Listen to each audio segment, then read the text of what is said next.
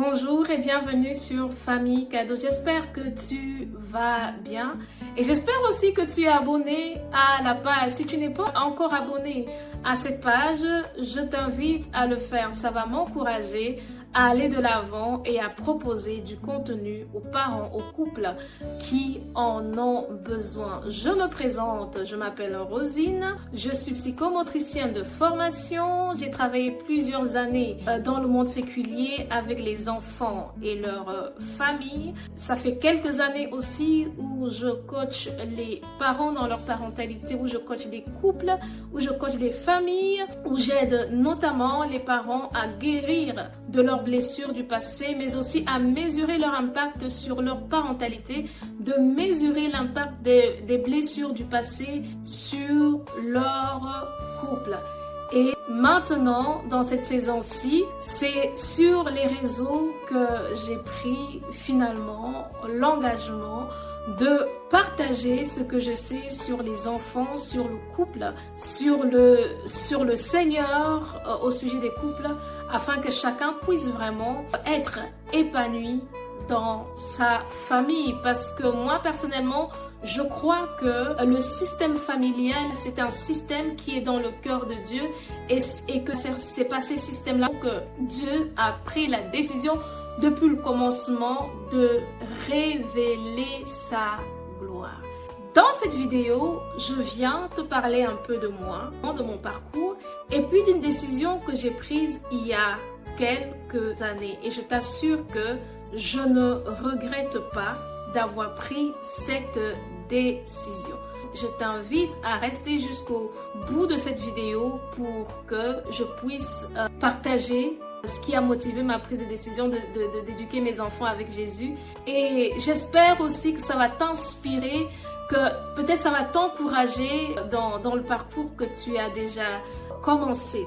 Alors, pourquoi est-ce que j'ai pris la décision d'éduquer mes enfants avec Jésus? Avant d'aller plus loin, j'aimerais te dire que j'ai éduqué mes enfants sans Jésus. Et puis, j'étais déjà chrétienne. J'ai éduqué mes enfants comme tous les parents en disant, ok, la parentalité, c'est sur les affaires que Dieu a gérées finalement. Ce n'est peut-être pas sa priorité. Et donc, bêtement, on va dire ça comme ça, j'ai appris à faire comme tout le monde et j'ai commencé à être épuisée. Je suis arrivée à un moment donné où j'étais bloquée et le Seigneur m'a vraiment bénie en me révélant que dans ma parentalité aussi, j'avais besoin de lui. Et ce jour-là, j'ai pris cette décision-là de suivre Jésus dans ma parentalité et il a été une ressource. Voici l'une des raisons qui m'a poussée à prendre cette décision radicale d'éduquer mes enfants, mais avec le Seigneur. La première raison qui m'a poussée à faire cela, c'est que en lisant Genèse 1, verset 27, où la Bible nous dit « Créons l'homme à notre image selon notre ressemblance ». J'ai compris une chose. Avant, je l'avais compris pour moi-même, en disant que moi j'étais un être spirituel. Mais en devenant parent et en creusant dans ce verset-là, j'ai compris que si mes enfants sont de la même nature que moi, à l'image selon la ressemblance de Dieu, ça voudrait dire que mes enfants, tes enfants, nos enfants sont des êtres spirituels avant tout. Nos enfants sont des êtres spirituels. Ça veut dire qu'au-dedans d'eux, il y a une partie de leur être que je ne maîtrise pas. Et quand on éduque un enfant, on n'éduque pas seulement la chair, on ne dit pas seulement l'âme et puis on l'aide. Non, l'enfant c'est un corps, l'enfant c'est un esprit et l'enfant c'est une chair. Mais la plupart du temps, nous les parents, on va s'occuper de la chair de l'enfant, le couvrir, lui donner à manger, l'amener à l'hôpital. Ensuite, on va parfois s'occuper de son âme, donc de l'intellect, on va l'envoyer à l'école. Et puis au niveau spirituel, on ne sait pas. Et en fait, la prise de conscience que mes enfants étaient des êtres spirituels m'a permis de comprendre que, en fait, je ne pouvais pas. Mes compétences n'étaient pas suffisantes pour les éduquer à la manière de Dieu. J'ai donc compris que j'avais besoin du Dieu qui crée les esprits pour éduquer ces esprits-là. nos enfants ne sont pas seulement des êtres de chair, ils sont des êtres spirituels. Ils portent au-dedans d'eux, quand ils viennent sur la terre, Dieu a téléchargé des choses dans leur esprit que nous ne connaissons pas, qui va quand même venir interférer dans leur éducation. Et parfois, ces choses-là qui sont normales, on peut le prendre comme anormal. On peut croire que non, c'est peut-être un enfant qui est audacieux, c'est un enfant qui est arrogant. Parfois, on peut trouver les enfants bizarres, être dans l'incompréhension, tout simplement parce que on a oublié le fait qu'ils sont des êtres spirituels. Ils ont un esprit qui a été calibré par Dieu le Père. Et donc, j'ai vraiment pris cette décision le plus simplement possible de dire, Seigneur, j'ai décidé vraiment d'éduquer, mais seulement avec toi. Je ne le ferai avec personne parce que je reconnais ma faiblesse à éduquer un être spirituel. Je pourrais peut-être éduquer un être charnel, peut-être, mais un être spirituel, non. Et donc, j'ai pris cette décision-là d'éduquer mes enfants avec le Seigneur. Une autre raison qui m'a poussée à prendre une décision radicale d'éduquer mes enfants avec le Seigneur Jésus-Christ, c'est que j'ai compris, toujours en lisant la parole, que les enfants étaient porteurs de mission. Et l'accomplissement de leur mission sur la terre des hommes dépendait de l'éducation qu'ils auraient reçue de moi. Et en fait, j'ai vraiment, à ce moment-là, quand j'ai compris ces choses-là en lisant la parole, j'ai compris d'un coup à quel point la mission parentale est importante. Je me suis dit en moi-même, ça veut dire que Seigneur, eux, ils sont porteurs des missions. Je prends un exemple. Si Dieu a donné à un parent un fils qui va être président, par exemple, ça veut dire que le parent a la responsabilité de lui donner une éducation à telle sorte que il finisse par être président. Et je me suis dit, ok Seigneur, ça devient quelque chose de sérieux.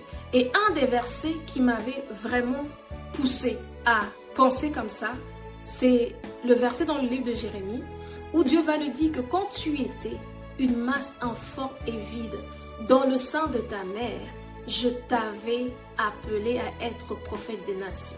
Donc, alors que la maman de Jérémie ne savait même pas si Jérémie serait un homme ou une femme, déjà, son esprit était déjà calibré pour être un prophète. Nos enfants sont porteurs des missions. Ils sont venus sur la terre pour porter une mission. Et il y a deux situations aussi dans la Bible qui m'ont aussi beaucoup encouragé dans ce sens-là. Vous voyez, quand le peuple d'Israël était en captivité, dans le livre d'Exode, la Bible dit que les cris des Israélites montèrent jusqu'à Dieu.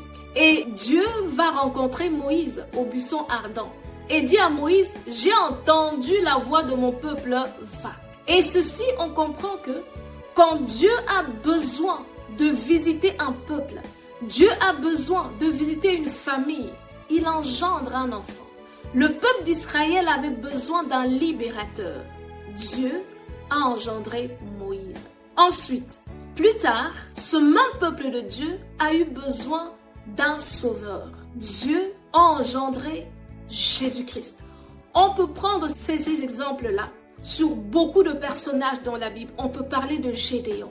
Le Seigneur savait d'avant que les Madianites viendront oppresser le peuple d'Israël.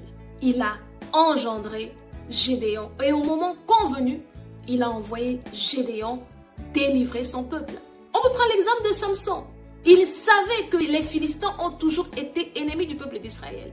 Et Dieu savait qu'à un moment donné, son peuple criera à lui et qu'il aura besoin de Samson pour faire reculer les Philistins.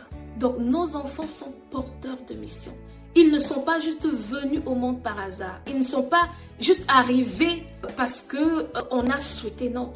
Ils viennent avec une mission qui doit être accomplie. S'ils viennent avec une mission, ça veut dire que Dieu a quelque chose quand il m'a donné un enfant. Dieu a quelque chose en tête quand il t'a donné un enfant. Dieu a quelque chose en tête quand il donne aux hommes des enfants. Et si nous voulons vraiment que cette mission s'accomplisse. Qu'est-ce qui t'empêche encore de dire à Jésus, vraiment tu m'as donné ces enfants-là. Mais moi, à partir d'aujourd'hui, je te remets ces enfants. Je me soumets à toi dans leur éducation parce que je reconnais que je suis incompétente, mais que tu me rendras compétente quand je t'aurai abandonné cet aspect-là de ma vie. J'espère que cette vidéo t'a béni. Il va avoir une deuxième partie ou une troisième partie. Je te dis à bientôt pour une nouvelle vidéo. N'hésite pas à t'abonner, à nous contacter si tu as des questions, s'il y a des thèmes que vous voulez que j'aborde sur cette page-ci. N'hésitez pas. Je déclare et je décrète que tu es béni, tu es une grande bénédiction, que la joie du Seigneur soit sur toi. Je te dis à la prochaine pour une nouvelle vidéo. Shalom.